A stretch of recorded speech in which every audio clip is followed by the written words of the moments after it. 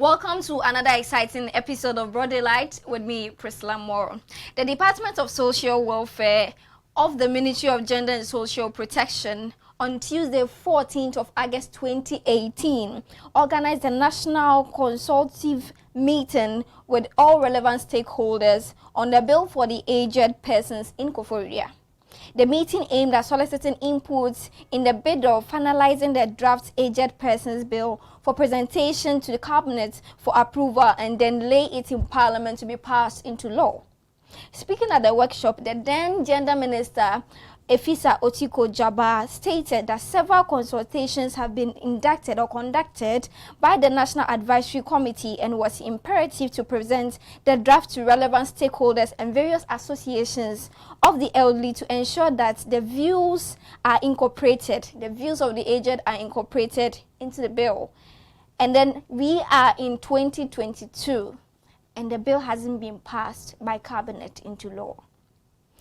Old age is inevitable, and therefore issues affecting older persons must be of utmost importance to all of us.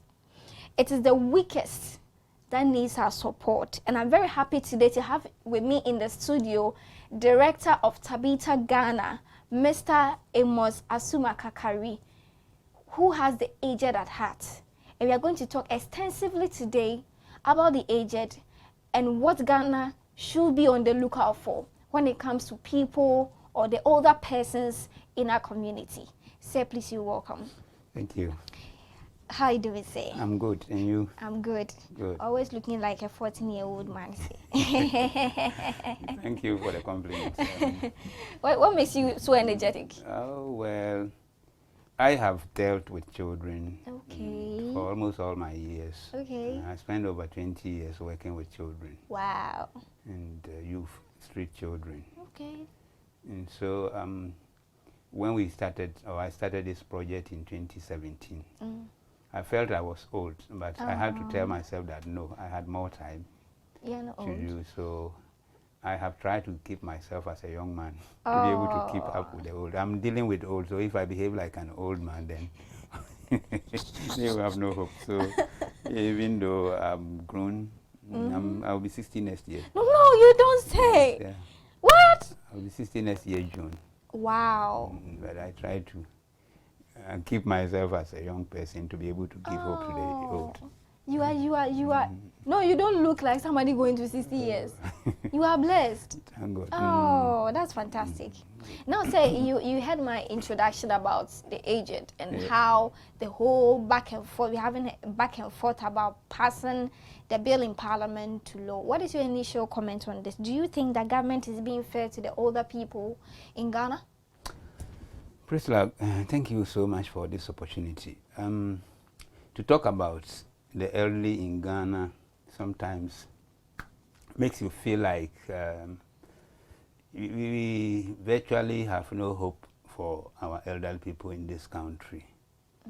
The commentary you gave about the consultative meeting in Koforidua in 2018, the gender minister at that time, Otiko Jabasi, said that at that time we had about 14% of our population being aged. And so we all had the belief or the hope that very soon we were going to have the bill passed. Because if 14%, the chunk of the population was 14% being elderly, then it's quite a number that deserves attention from government.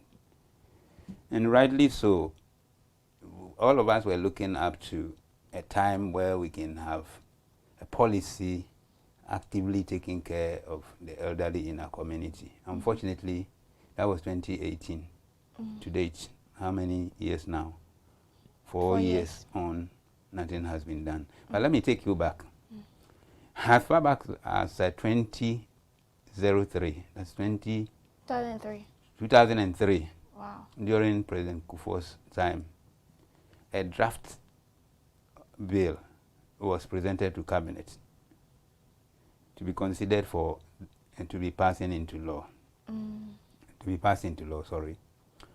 Unfortunately, or for whatever reason, this draft never saw the light of day until 2010, when it was reviewed.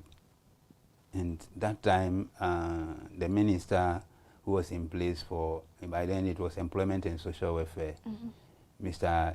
Honorable E.T. Mensah, and he signed the bill, the draft bill, and he said something that is so remarkable, that our elderly people are people who have sweated for the nation, they've done everything for us, and so they deserve to be taken care of.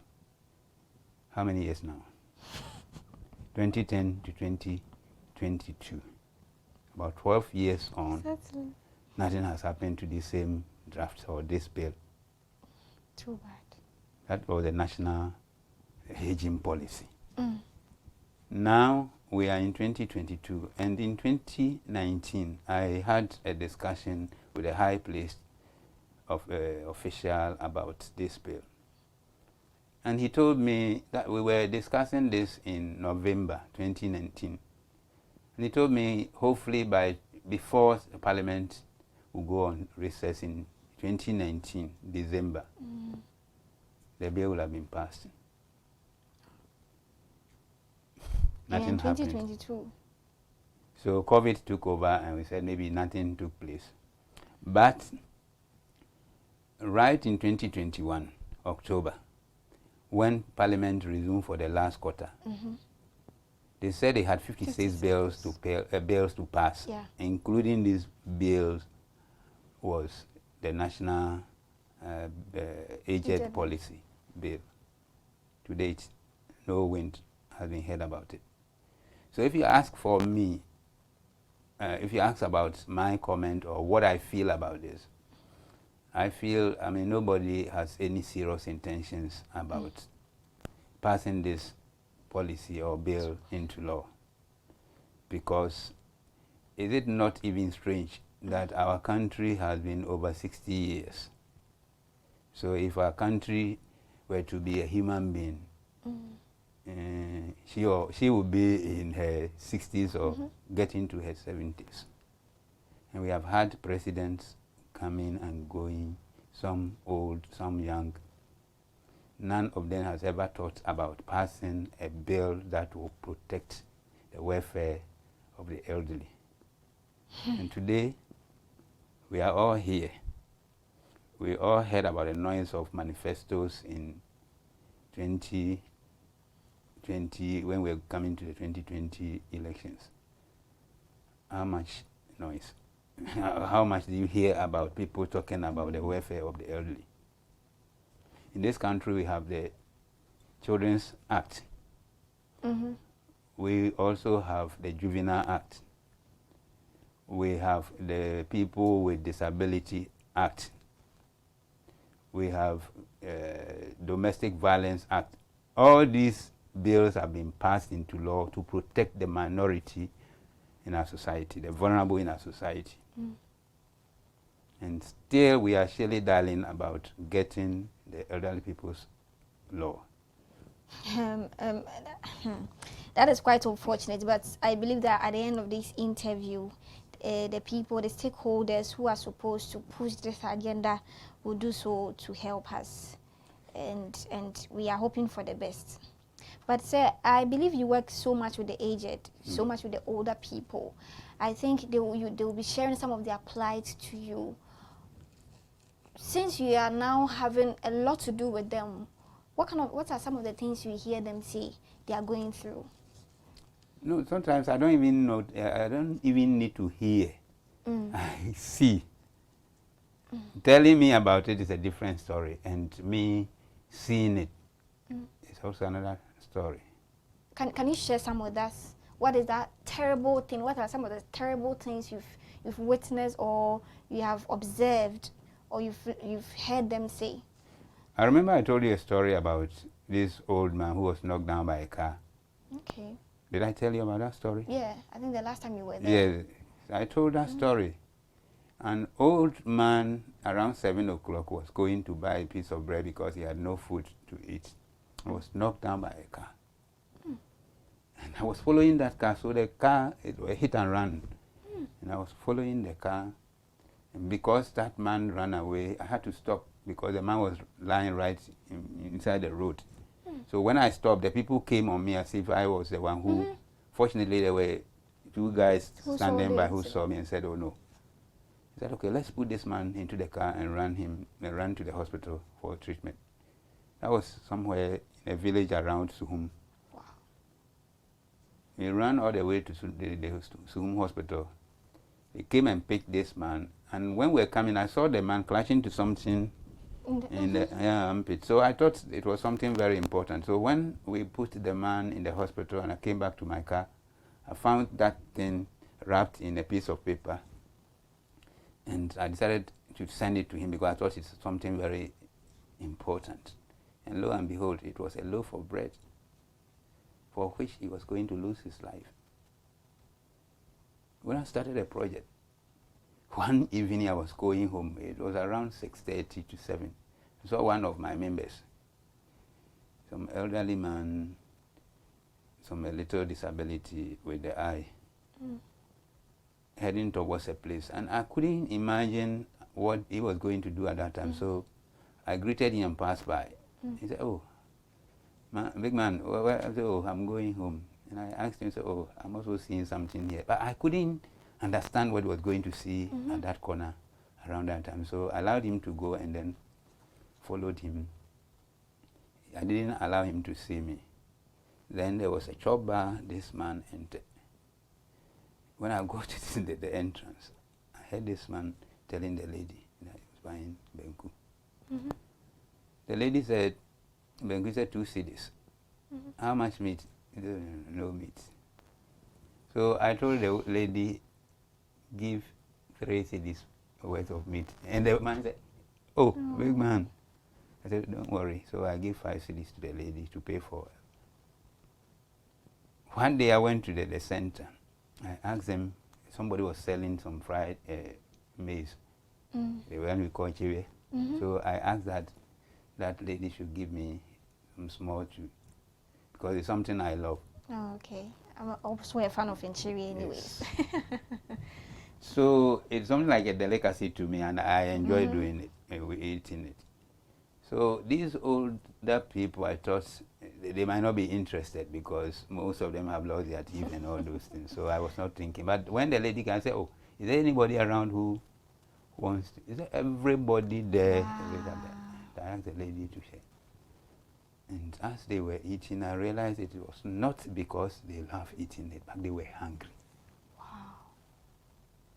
And I can tell you, most older people who are poor and don't have people taking care of them don't eat in the morning.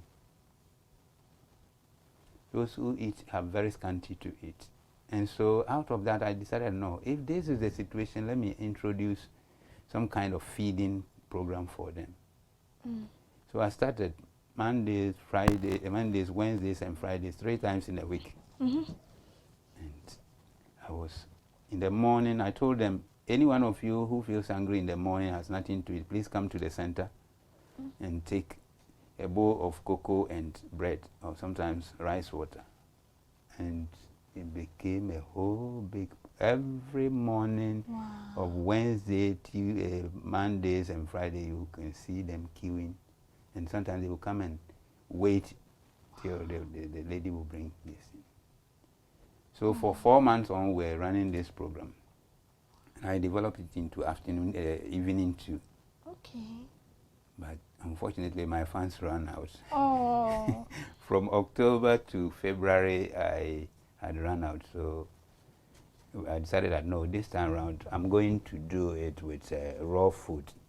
So I will go solicit for food from people, and then I'll ration it, put them in small bags, and then giving to people, because I realized that we're also running the danger of, since they are living in their own homes, if they were in a boarding facility like we have now, you have a cook doing it for you. But now you have one person cooking for all these people and sending the food home.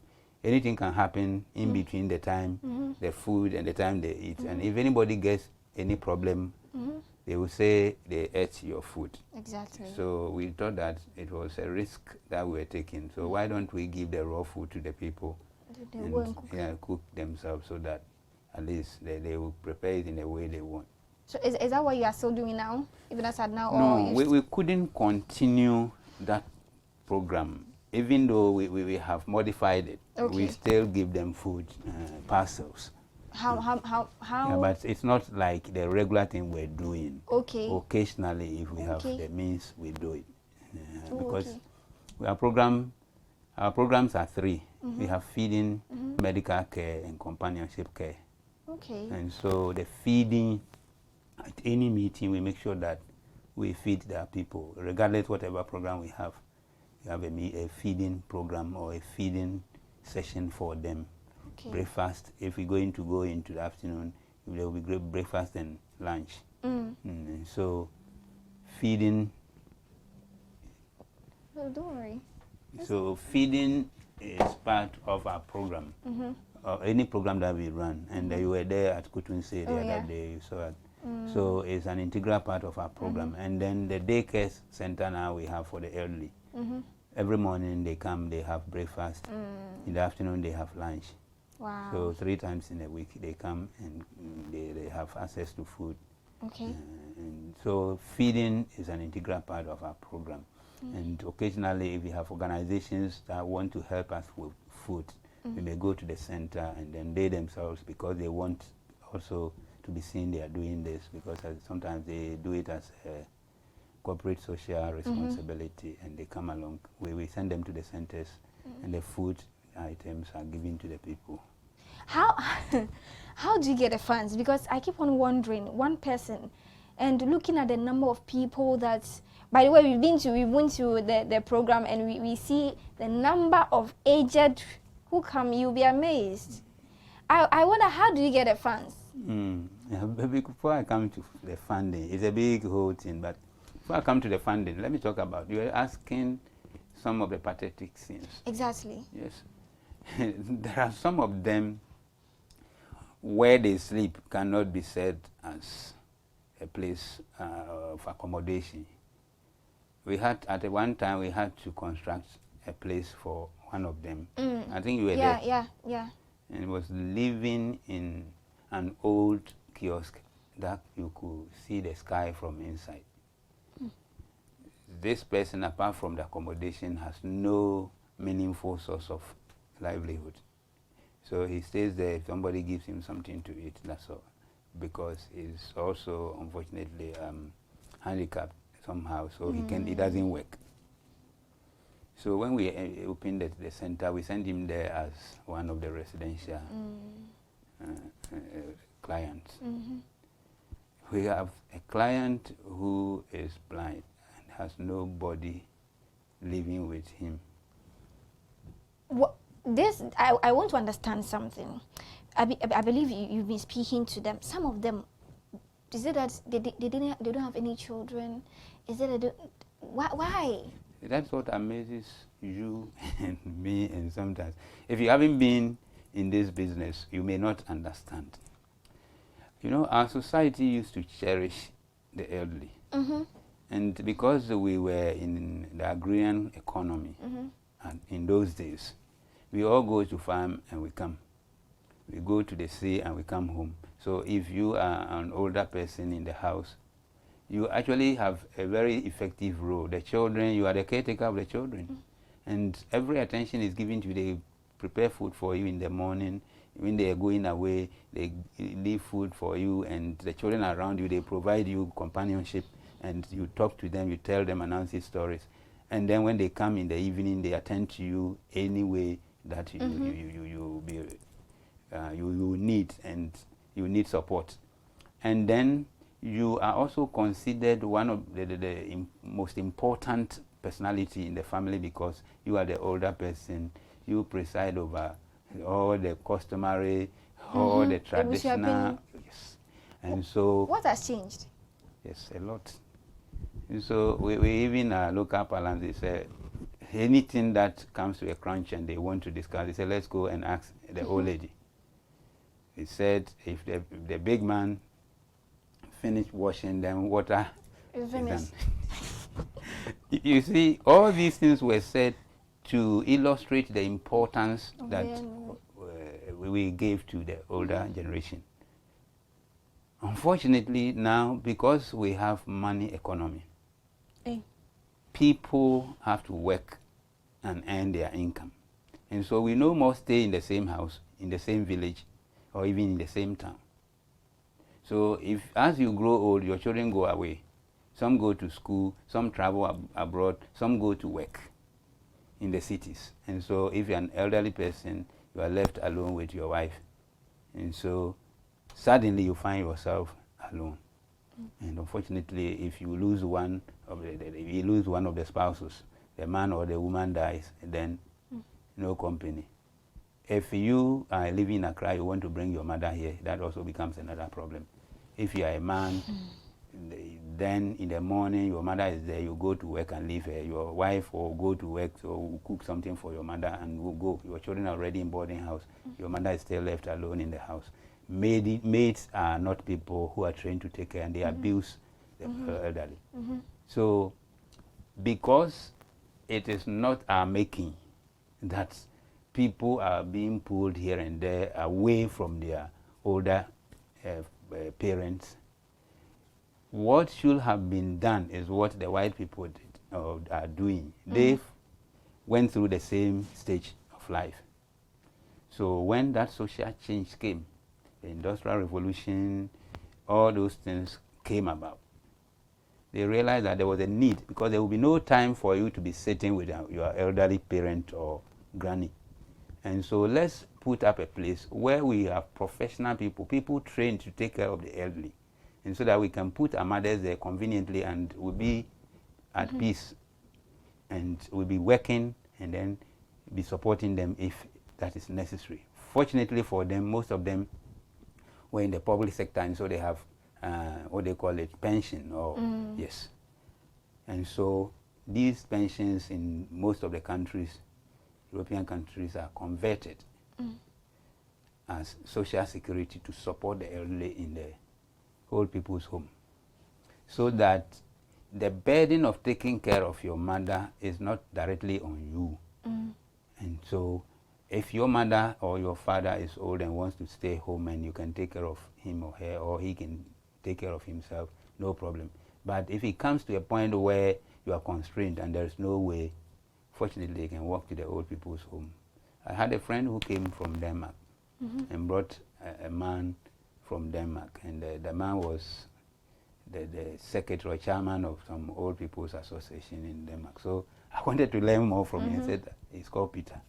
Can you tell me something about the elderly in your country and what you do with them and what I do here? How do you compare them? I said, oh, I can't compare what you do here with mine, because in my country I don't need to go and look for money or resources to take care of the elderly. It's the government's business.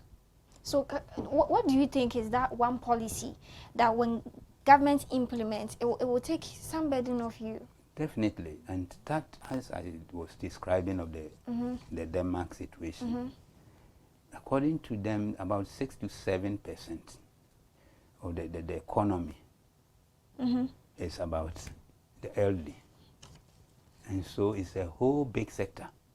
The government provides homes, provides hospitals, training for students for free, like we do for nurses here. If you go into caregiving training, you are even given a year abroad training to come and have some experience outside your home. And so Ghana here, my friend brings down some of these people to come and have. He runs a similar organization like mine. And he's the one I'm partnering with. If you go there, you see that it's called Care for the Aged. And so that's why we have Tabitha Care for the Aged. So he brings down these people, they come and have some kind of support for the aged here, and have another side of training or experience with taking care of aged. So one policy that our government can do through this bill we are all clamoring for its passing is to give effect to the welfare of the elderly by commuting or translating their those who have social security into a policy that can take care of them in the old people's home if they don't have anybody to take care of them, and make some kind of policy that also provide facility for any needy elderly person who has lost children, who has lost family, and has nobody to take care of, to be in this home so that professional people can take care of this person and provide them with food, basic needs of life, accommodation, food, and health care, and definitely companionship care. In this country, we have orphanages. Why did we build orphanages? Because everybody has a family. But we think that society or situations are such that one day one may fall through a certain social gap that there will be nobody to support him. So state has to come in. And so we built orphanages. At least the government has 3 basic orphanages in this country, apart from the private ones. And they passed laws about foster care and all those things. So what is wrong with us for not doing something similar for the elderly? Because everybody is going to grow old. And it doesn't matter whether you had money or you were working or you had children. There come certain situations you might not have anybody and you may need help. Yeah. Interesting. So, biblically, Jesus told Peter, when you're a young man, you put on your belt and you go anywhere. But when you grow old, you have to stretch your hand and for somebody to tie your belt for you. I will take you to where you don't want to go. And that is exactly what happens in old age. Wow. So regardless your children, your money, I have met some elderly people who are so miserable because they have no company. I met a man who was a former pastor, well-to-do, built a house. Unfortunately, lost a wife. The children, he had 2 children. One is a married woman staying with a husband. One is a driver, a long-distance driver, and goes away. And so what the lady does is, weekends she comes around, cook and put food in the fridge for the father. Big house, people are living, tenants are living there, but everybody is about their own business. So in the morning when he takes his breakfast and everybody is gone, he has nobody to talk to. There was a lady who sells some distance from his place. He has to walk and sit there and talk the whole day with the lady. This day I met him, the lady didn't come to work. And so he had nobody to talk to and was walking aimlessly. And I had to, when I met him, we talked for about an hour because he needed company. Wow. So it doesn't matter whether you have money or you have resources. Sometimes at a point in time in one's life, you may be in need. At the time, we had somebody who nearly died at our center because he was sick and we had to rush him all the way to the hospital. And you have no family members around. You call the family members. Can you imagine somebody who is dying? You send a person to the hospital and you call the family members and they say, oh, we can't get anybody to come, or can we send you money?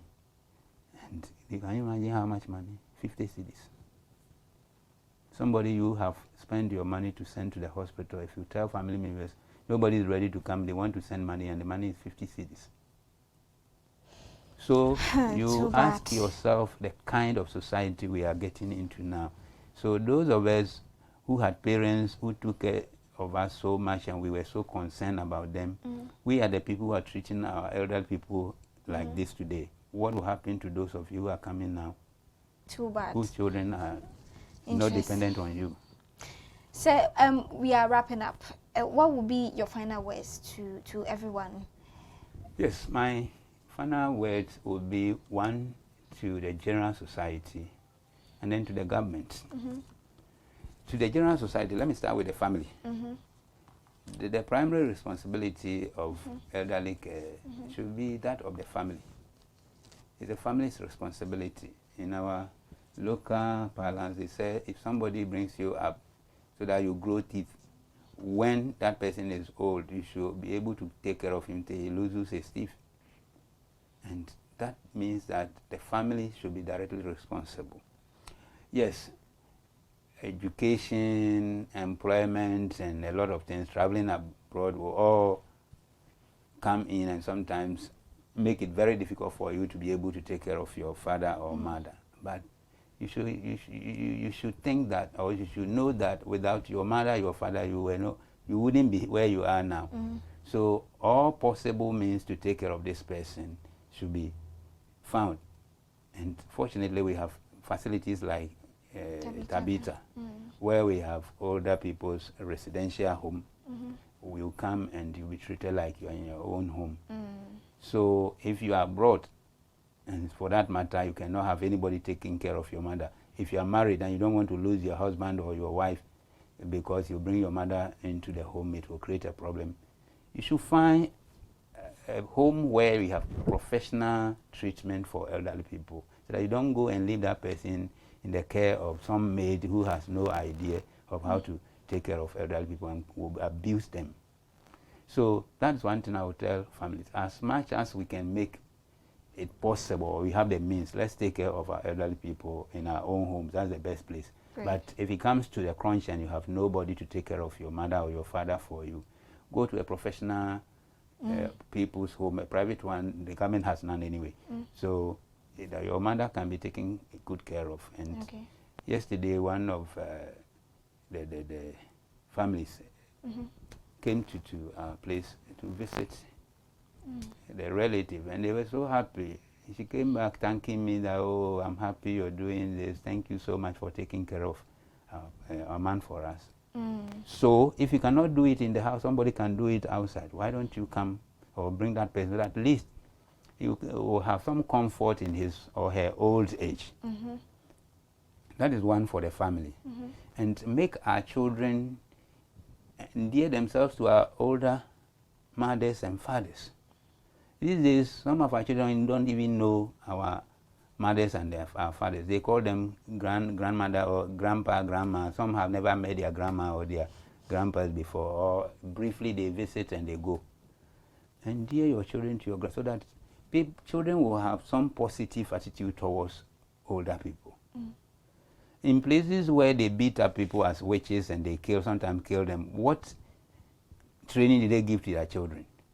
They made their children feel that anybody you see with a wrinkled face or something is a witch. Or if you may meet that person or you see that person in a dream, it's a witch, and so you can attack the person. And that's why we're doing. So if we don't try to turn our children to have positive attitude towards our elderly people, they will also grow and hate them or will have your children are growing. There will come a time they will be away and they will not care about you. So the more you make them feel like your grandmother, your father is important, they will also feel the same thing for you when you grow. So that's what I would tell the family. The churches, we have a huge responsibility. Jesus said, as you do it for these little ones, these needy ones, you do it for me. And James said, the best form of religion is to attend to the needy and keep yourself away from the sins of the world. So it's a huge Christian responsibility. Unfortunately, Christian community has very little attention for the elderly too, because some Christian pastors even accuse them of being witches and encourage their children to attack them. And so it's unfortunate, but it's our duty to do so.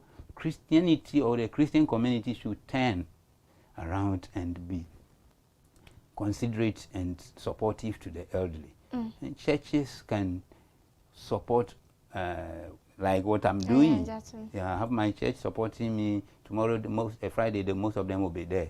So churches should set up, even go out of their way to set up such facilities like they did for school. They're doing for schools and hospitals. Why not older people? So the government is not doing.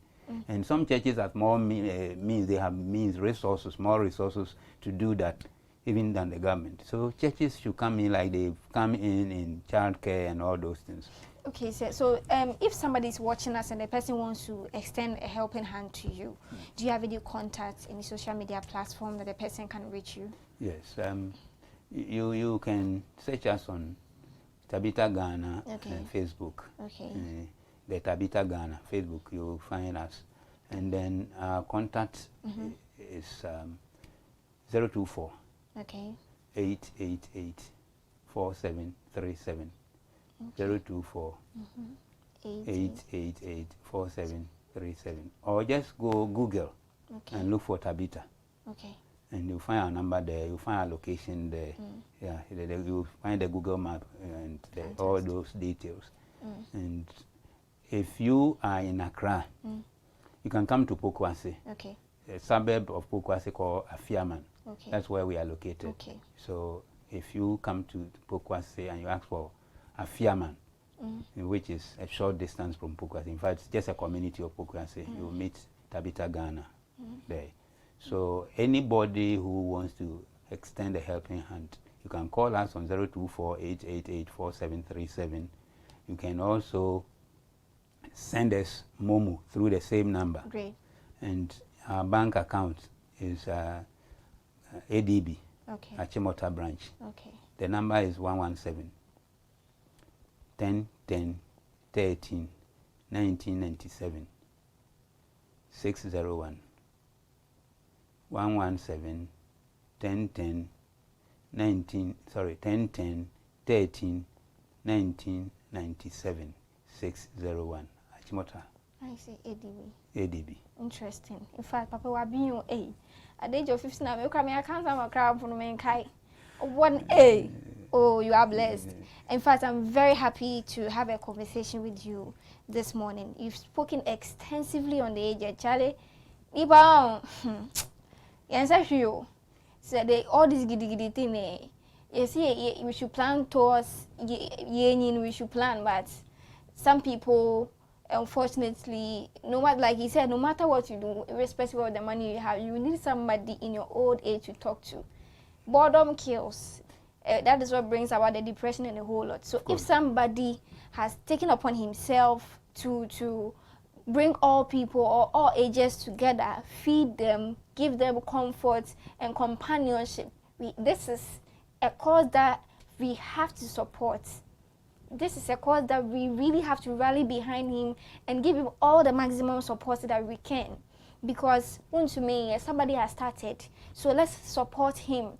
It's a very good cause you are doing. And believe you me, you may not know what you are doing to help him, but Charlie, it will come back in a different fold to help you yourself. So please, let's all help Tabitha Ghana.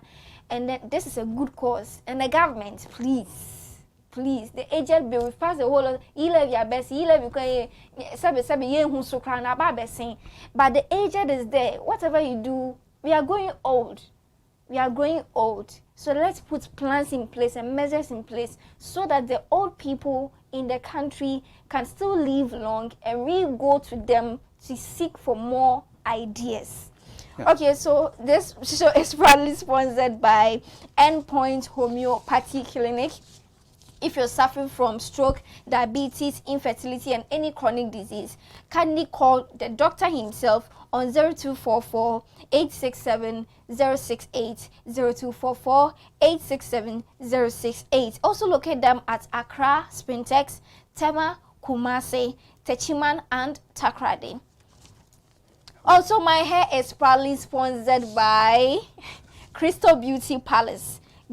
Crystal Beauty Salon. She's located at Pokwase. If you want to see my hair, I'm looking out. So please, you can call her on 0247 158 009 or 0550 745 160. So Crystal Beauty Salon, go there for all your amazing hairstyles, whether natural or pony or whatever you want, he can do it for you.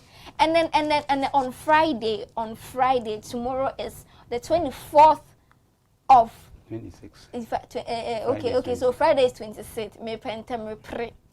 26th of August 2022. Tabitha Ghana is having a grand ceremony at Afiaman, like he said. And all the ages, so, if you want to see what we are talking about, all the ages that we are talking about, come down on Friday, exactly 11 a.m. Come there at Afiaman, Pokwase, a suburb of Pokwase, and you will see the people we are talking about.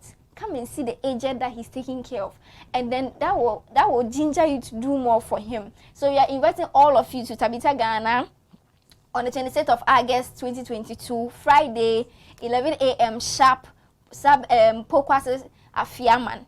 Come and let's support him in all. In fact, if you don't have anything, just come with your presence and let's come and support him. He's doing a good cause. All right, so this show has come to a close. I didn't want to close, but if I don't close, my production team will beat me today. All right, so follow us on our social media handles. Facebook is CMGA TV, YouTube CMGA TV, Twitter at CMGA TV, and Instagram also on CMGA TV. Log on to our website, that is www.cmonline.com.gh, your authentic online news portal. CM Online Radio, your authentic online radio. On to another exciting episode of Broad Daylight with me, Priscilla Moore. Continue to remain humble, eat well, sleep well, and stay out of trouble. Bye.